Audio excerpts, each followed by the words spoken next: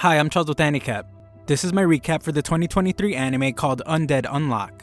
If you like my recaps, please consider subscribing.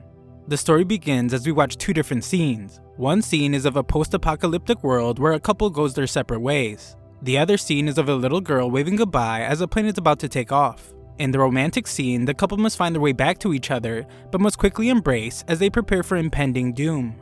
In the other scene, the little girl sees that it begins to snow, but is then mortified when the plane she was waving at catches fire and explodes right before her eyes. We are then introduced to Izumo, as she just finished reading a romantic comic, and she wishes that her youth would have been more like the story she just read. She sighs in relief as she has finally finished the manga, which means she can now end herself. Just then, a guy with muscles that could double as speed bumps calls out to her and points out how obviously dangerous it is for her to stand there.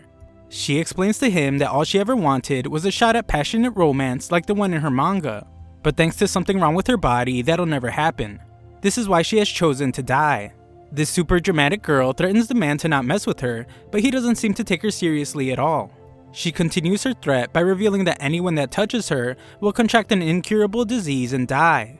The bulging behemoth of muscles just calmly listens, and she reiterates that she has nothing good to live for with a body like hers.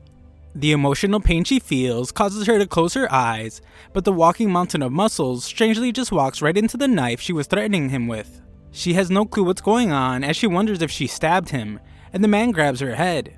It turns out that he has never heard of a deadly disease transmitted by touch, but he thinks it's cool. The psycho points out that dust have been getting pretty stale, and he excitedly waits to feel the poison. He says that he touched her and is excited as he wonders if the poison's going to hurt. She tells him that her unluck is coming, and the guy is shocked as the cement beneath his feet breaks and his body gets introduced to a speeding train.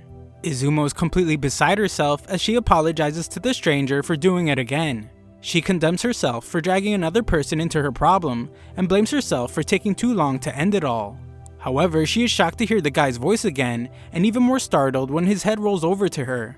This guy is way too excited for someone that was just decapitated, and he realizes that this disease stuff she said was just a front to protect others. Izumo then watches in utter disbelief as the guy propels his head forward with his blood and reconstructs his own body. The human blood rocket determines that it's his lucky day since he found someone like her, but she isn't listening to a word he is saying. She is still completely shocked and frantically calls him a zombie as she gives him a painful punch and runs away. This guy is quick on his feet as he manages to propel his entire body to capture her and explains that he is undead. He has some questions about the unluck thing she mentioned, but the cops are on their way. He tells her to hold on and takes off like a blood-fueled jet. He wonders if she was impressed with his leaping abilities and explains that he simply regenerated his torn off legs at high speeds and used the momentum to do it. Izumo completely ignores the regenerating psychopath and tries to get away. He just captures her again, but Izumo's quick to remind him that he's touching her, and he will trigger her unluck again. The guy won't be fooled though and correctly points out that he should be okay as long as he only touches her clothes. She just wants him to let her go, but he points out that it's a long way down, and all he wants is more information about her unluck. Izumo freaks out for a bit, but soon realizes that she was planning on dying that same day anyway. She claims that his threats won't scare her, so he has the brilliant idea to just spin her around at absurd speeds. Izumo can hardly stand the psychopath's torture, and she frantically agrees to tell him everything. Afterwards, her explanation starts 10 years ago when she was only 8 years old. Her parents were heading overseas on business and she was seeing them off. They said they'd be gone for a week, so they hugged her a whole bunch before they left. About half an hour later, their plane encountered unexpected engine trouble. All 270 people aboard, including her parents, died. It was then that she learned, although the degree of it varies, that people who touch her end up getting hurt. That's how she figured out that she caused what happened to her mom and dad. This is why she covers her bare skin from head to toe. She has a hard time speaking as this is a very personal thing she's telling this complete stranger, but he rudely interjects and hugs her. She wonders if he even listened to what she said, but he very much has. What he understood was that touching her brings out a stroke of unluck, and he has now decided to test it. She tells him that he needs to run while he still can, but it's too late and a fallen crate turns him into a banana pancake.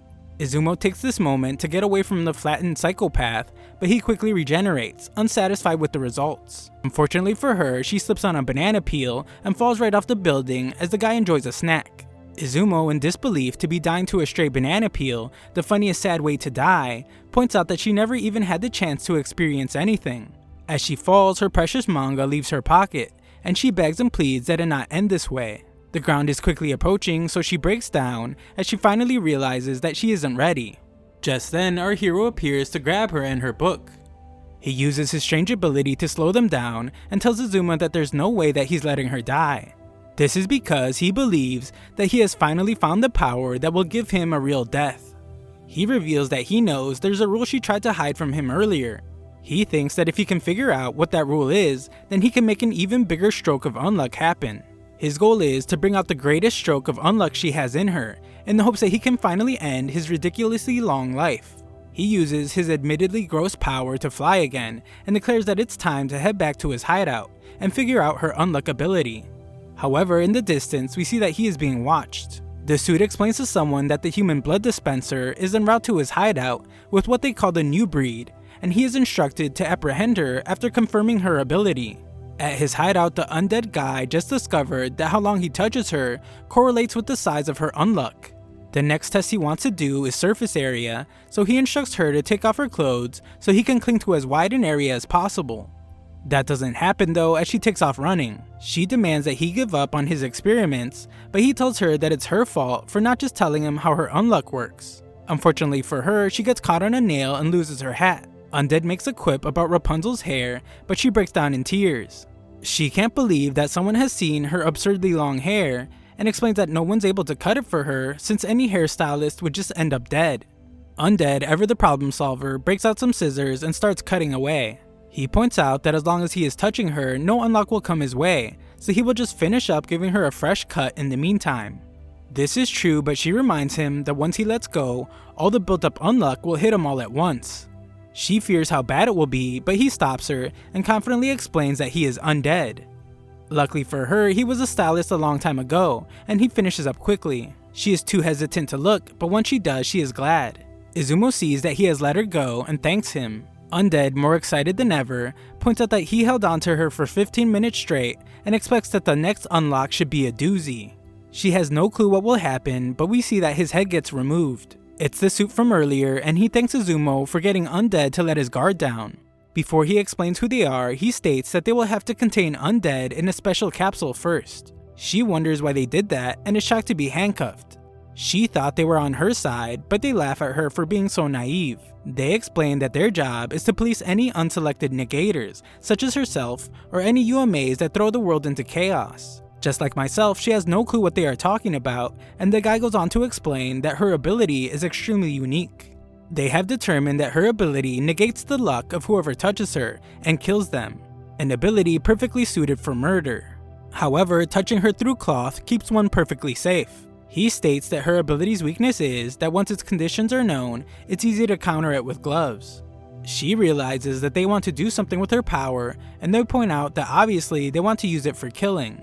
He is sure that Undead wanted to use it for the same, since she would be quite the ferocious weapon if she bent to his will.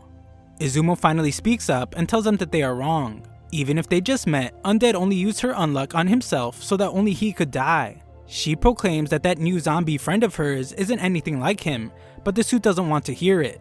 He warns her to watch her mouth since he doesn't mind disposing of her instead of capturing her.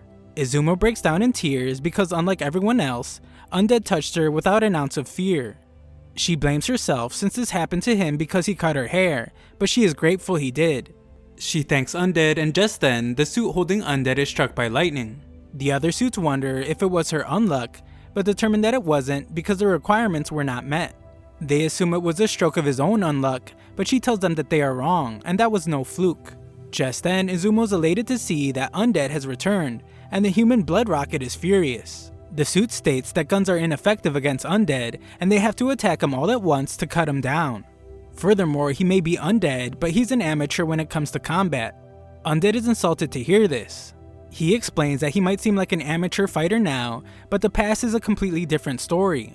Usually, he doesn't have enough space for so much information, so he puts a lid on his brain to keep 100 years worth of memories bottled up. Otherwise, he would lose his mind. With the thing removed from his brain, Undead regains all his knowledge of fighting and easily defeats the enemies. Undead just now realizes what happened. getting his noggin sliced off wasn't her Unluck's doing. The Unluck for the haircut was actually that lightning bolt. That was completely unexpected, and Undead determines that he needs to test for time lag in her ability. The suit realizes now that Undead isn't so simple, since the skills he cultivated through his very long life are also his weapons. The suit determines that he will have to implement a rather underhanded strategy, and threatens to kill Izumo if Undead doesn't hand over his own head without regenerating. Izumo thinks that's pointless, but the suit explains to her that Undead seems to value her quite a bit. Undead is super disappointed that the guy won't fight him, since he thought it would be fun, and he shocks Izumo when he starts taking his head off. Izumo begins a dramatic speech about how she can't see any more people around her getting hurt, but Undead isn't listening and already chopped his head off. Undead states that he doesn't care a single bit about her emotions. He had fun all day and wants them to party up again if they somehow see each other again in the future. Undead hands over his head, which causes his body to be destroyed. As his head flies in the air, Izumo begins to think about how the truth is, she does know how to trigger the biggest stroke of Unluck. She frees herself from the suit, but thinks about how her plan might not go so well. She leaps into the air to give Undead's head a kiss on the cheek, leaving the suit to wonder what she did. She tells him that it was nothing special. She just thought it would be nice to cast all worries aside and touch someone. She knows that her Unluck is coming, and the suit has no clue what she is saying, but Undead seems to figure it out. He tells Izumo to get out of there as he regenerates, and tells the suit that he is done for. He explains that the moment the suit ran into the two of them, his luck ran out. Outside, the sky begins to light up, and Undead holds the suit as he looks up at the marvelous sight. It's a meteorite, and it completely destroys the entire building. Afterwards, Izumo worries about the zombie, but he would soon emerge from the smoke. His lighthearted attitude never changes, as he happily states that he has never taken a meteorite to the face before. She's glad to see that he is alive, and he compliments her on her good luck. The two finally introduce themselves, but Undead doesn't have an actual name. Izumo decides to give him one and chooses Andy because he's Undead. He couldn't care less and is just amazed to see that a kiss caused all that destruction. Sometime later, Izumo, whose first name is Fuko, thinks about how her Unluck always gets people killed. Because of this, she always felt that she didn't deserve to live. However, that's when she met Undead, who found her amusing. At first she hated it, but being with him helped her feel like she could keep living a bit longer. That feeling didn't last long, however, as she learned how crude Andy is. His obsession for drawing out the biggest stroke of Unluck has caused him to come up with an idea. He points out how a simple kiss did massive destruction, and determines that being more intimate should bring a massive stroke of Unluck with unlimited destructive possibilities. Andy doesn't want to waste any time, but Fuko is furious. She feels like he only thinks of her as a tool for dying, and tries to figure out a way to get out of the situation. Fuko comes up with a solution, and that is likability. Andy has no clue what she is talking about, so she explains that aside from her mom, dad, and him, she has also kissed her granddad, who as a side note had fake teeth so scary they could give a nightmare its own dreams. The only thing that happened to him from her kiss were sprained ankles. He passed away 3 years later, but there was too much of a time lag for it to be her Unluck's fault. Fuko determines that this must mean the more she likes a person, the bigger the unlucky event becomes. That means if he keeps trying to be intimate with her right now, then she will end up hating him forever, which will then lead to a crummy Unluck and he will lose his shot at a proper end to his life. Our boy Andy instantly realizes what the mission is. He tells her that all he has to do now is make sure she doesn't die till it happens. She wonders what he means by it, but he's already on the move. Moments later, Fuko is shocked to be in an impressive armory with enough weapons to make John Wick blush.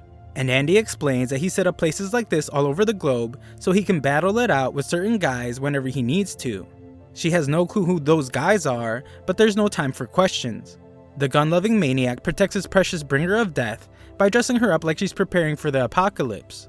She is now bulletproof, stab-proof, and even resistant to chemical weapons. He explains that it's a countermeasure against the guys that attack them. They are an organization that polices unidentified mysteries like themselves. To them, they are the ones that they have to keep in check, and it's almost guaranteed that a second group of them will be showing up soon. Fuko thinks they might have scared them by bringing down a meteorite from space and all, but Andy states that there's no chance that they are scared. The organization has massive firepower of their own, people just like them. Guys and girls who negate the rules of this world, aptly called negators. This organization got a front row seat to their Unluck and Undead abilities, but the abilities of the organization members are unknown. They don't stand a chance, so Andy has decided that they need to run. He reveals that 50 years ago, those negators caught him and messed him up pretty bad. He spent the next 10 years in a lab getting his body tested on constantly. This makes Andy really curious about what they would do to Fuko if they caught her. There's no telling how many people would have their lives ended just to confirm the rules of her Unluck. Andy shows a bit of how his crazy, dark, imaginative mind works, as he points out that they might even cut off parts of her body to see if her Unluck still works when detached. Fuko can't stand hearing that and instantly agrees that they need to run. They ride off on their adorable tandem motorcycle, and Andy shows that he can get hyped no matter what the situation. Unfortunately, our carefree hero has no destination in mind, and his plan is to just keep running. Fuko feels like without a plan, it's only a matter of time before they are caught, and she is already enough of a liability to him. She fears what will happen to him if they get caught like the day before, but he calms her down. He explains that till she falls madly in love with him and gives him the biggest stroke of unluck possible, he promises he won't let her die. Fuko is shocked that he hasn't given up on her falling for him, but our confident protagonist guarantees it will happen. Just then, the sky tears apart like a phone screen in a world without cases, and Andy explains that that is how they warp. The guys that captured him 50 years ago popped out of one of those sky hole things too. Something huge emerges from it, and Andy, recognizing it immediately, calls them the Union. The giant robot of destruction does some serious damage, and Fuko tries to rush towards Andy. However, she is pulled by a guy that can clearly tell she likes Undead by the way she was running. She determines that he must be an enemy and is shocked when she realizes that her legs won't move. The robot tells the guy to end the girl's life since her orders are to capture Undead and dispose of Unluck. The guy wants to chat with her for a bit though, but this only gives Andy time for a surprise attack. He goes in for a powerful strike, but Fuko is shocked when his body just stops moving. The guy with a neck as thick as a tree trunk promises that he isn't to blame, and Andy realizes that his body won't budge at all. Specifically, his arm, legs, and torso. RoboCop lands a powerful punch, but this makes Andy realize something, as he can now move his body again. Fuko tries to tell him that Nextzilla behind her is the movement stopper since he is stopping her from moving, but Andy points out that she is moving her hands right now. It's only her legs that aren't moving, so the two are definitely not related. He explains that both of these guys are external targeting restraining type negators. They seem similar, but their ranges and abilities aren't. RoboCop in his suit paralyzed his body, and he assumes that the blue-haired dude has her will. The problem is, he doesn't know what exactly they're negating to pull this off. The guy with a neck so thick he could wear a hula hoop as a choker is impressed that Andy figured out that much. However, he points out that simply knowing that doesn't mean a thing. Andy doesn't seem to care whenever that guy talks and takes a punch to test his theory. He finds that he is right since he can move just fine after getting hit, and determines that all he has to do now is get hit, fix himself up, and punch the robot back. The overgrown toaster calls him an idiot, and the two go back and forth exchanging punches. The blue-haired guy is impressed by Andy, considering he's enduring an immense amount of pain, but can't help but point out how outrageous his fighting style is. Fuko is frustrated when she wonders if they're going to get chased by people like them forever, and he tells her that it's only if they manage to keep getting away. He points out that the meteorite they used didn't help their case, since it made their capture priority levels rise to 8 on a scale of 10, and she was only a 5 when she was first discovered. Now, no matter how many hunters they avoid, there will always be other menacing people gunning for them.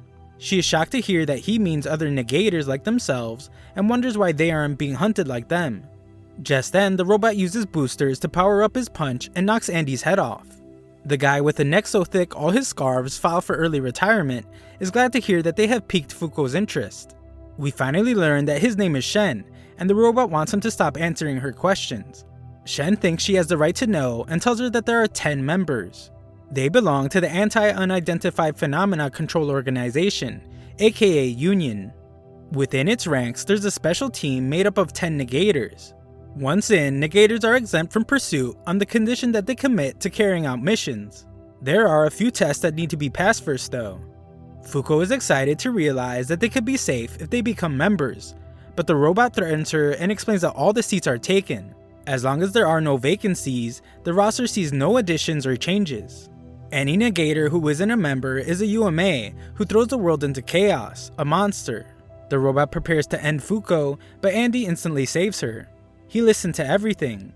He has decided that instead of getting hunted, they will just join the hunting party. He is super hyped about it and explains that they will just destroy these two guys to make space for them on the team. It's uncertain what they will make them do when on the team, but Andy once again promises that he will never let her die. Not only that, but handing her over to anyone is also not an option. With that said, Fuko knows exactly what to do and touches Andy's chest. The hunk of metal, just like the best man at a wedding, points out how they just made direct contact, but Shen says it was only a small area, so the unluck isn't going to be that bad. Fuko, who has distanced herself, tells Andy that she is certain that a huge unluck is coming. Not wanting any misunderstandings, she explains that the massive size of the unluck doesn't mean she is in love with him. She only likes him out of gratitude. The robot tries to tell Shen to go after the girl, but he doesn't respond well to being bossed around. Fuko continues to try and set things straight, while Andy prepares for the unluck. She confirms one last time that she's not falling in love with Andy, just as Truck-kun makes an emphatic appearance. Andy tells the two guys that it's time to give up their seats on the team, and Truck-kun blows up all over them. They just barely manage to escape, and Andy leads them on a chase. He explains that negators either negate their own rules or those of others. When fighting against external targeting negators like them, you have to figure out what they are negating as soon as possible.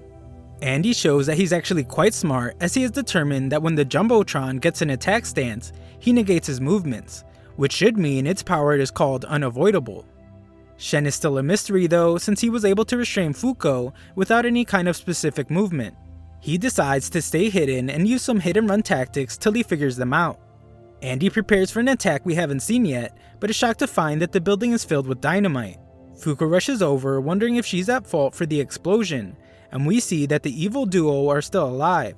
The robot has had enough of the girl, since unless they can predict what will happen, her unluck is not a weapon, it's a disaster. However, he decides that he will destroy the defenseless Andy first. He tells Shen that their mission is almost complete, but is shocked when he realizes that Undead is actually the one behind him. Andy tells him that he can have his hand, since body parts that he loses disappear in 30 seconds anyway. Andy prepares his next attack by biting down on his own finger. He bids farewell to Unavoidable and sends his fingertip straight through its robot brain. Andy calls this his parts bullet. He uses his regenerative power to shoot his half-torn body parts like projectiles. He shows that he completely figured out the robot by pointing out that each time he got an attack stance, he negated his opponent's ability to avoid. Strictly speaking, he only stopped muscle movements while it was in effect. Unfortunately for the tin can, he couldn't stop Andy's regeneration. Shen arrives, shocked to see that the robot has been destroyed. Andy tells him that he is next, but Shen tries to point out that he just secured his seat on the team.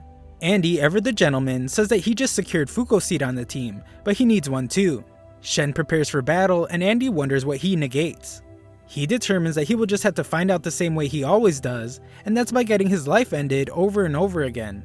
Andy initiates the fight by targeting the opening in Shen's stance with his right leg, but is stunned to see that he attacked with his left leg instead. Fuko arrives just in time to see that the two are battling it out. Shen can barely hold back his joy as he points out how amazing Andy is, since he never thought anyone would be able to lay a hand on him. Shen would give anything to spar against him on a regular basis, and Fuko can't believe that they seem to have become friends. Andy thinks he is clearly just messing with him and tells Fuko to toss him his sword. Fuko fears that Andy won't catch the sword, but he tells her to throw it anyway. Andy continues fighting and states that he may not know exactly what Shen negates, but his power is all about opposites. Shen purposely teases a gap in his defenses and prepares a defense on the opposite side. Right goes left, up goes down. It's incredibly annoying, but Andy determines that's all there is to it. Andy catches his sword with his neck just after figuring out his opponent, and goes in to end the fight. Unfortunately, he is somehow stopped. Shen explains that it was only for a split second, but Andy hesitated on whether or not to cut him down. Shen is surprised since despite being alive for nearly 200 years, Andy still hesitates when it comes to ending people. Either that, or perhaps he didn't want Little Miss Unlucky to see him take someone's life. Shen is now the one that's ready to end the fight, but Fuko heroically jumps in to unluck this fool. He avoids her easily though. Shen won't reveal his rule to them, but does tell them that they won't be able to run away or touch him. His power works on their deep psyche, so it's no use trying to resist. Andy scolds Fuko for jumping in, but she points out that she was just trying to help. Shen asks which one of them will be joining the team, and Andy doesn't even hesitate as it's clearly Fuko. Andy is prepared to be taken away to a lab to be tested on, but Fuko reminds him how poorly they treated him and wonders why he would volunteer to go again. He explains that she wouldn't last a day there, but she is worried he might never be able to escape again. He tells her not to worry though, since he guarantees to slip out before she dies, even if it ends him. Even if she becomes a hunchbacked old bag, he promises to win her heart. Andy tells the two of them to leave already, but Fuko tells them to wait. She tells Shen to look away, but he explains that he can't since it will undo his ability. She tells him that he has to, and shocks everyone when she reveals that she's going to get intimate with Andy. Andy reminds her that she has to fall head over heels for him first, but she tells him to shut up. Because of how messed up her body is, she has never experienced even a tiny bit of romance. She has no clue if she has fallen for him or not, but he is someone that is willing to fight for her pitiful sake until he's a bloody mess. This is why she can't just abandon him without giving up something that just might give him the unluck he needs to end himself. She dramatically apologizes for not being able to do more to repay him, but this just makes Shen break out in uncontrollable laughter. Their relationship is hilarious to him, especially since they just met 1 day ago.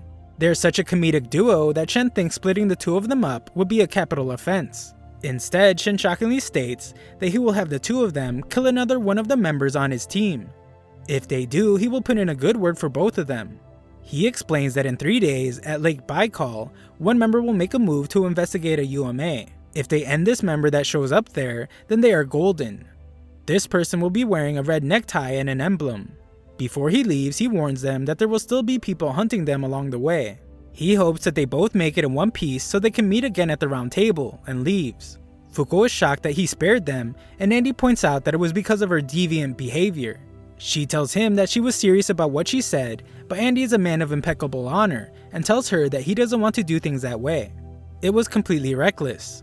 He orders her to never pull a stunt like that again, and she agrees. Their next stop is Russia, but Fuko points out that she doesn't have a passport. That's okay since our crazy hero doesn't trust public transportation. The plan is to drive top speed to Nagata. Next, they will hop on his yacht and book it to a Russian port. Then they will swap to a jet plane and head to Irkutsk, where he will hire some of his old war buddies to give them some combat support. Then they lie in wait for their target at the lake and end them. Andy's more hyped than ever to be going to Russia, where there's plenty of vodka. He's glad to hear that Fuko is 18 years old, which is the legal drinking age there, and our crude protagonist promises that they will have a drink when they are done. Thanks for watching the first couple parts of this recap. Subscribe and ring the notification bell for future parts.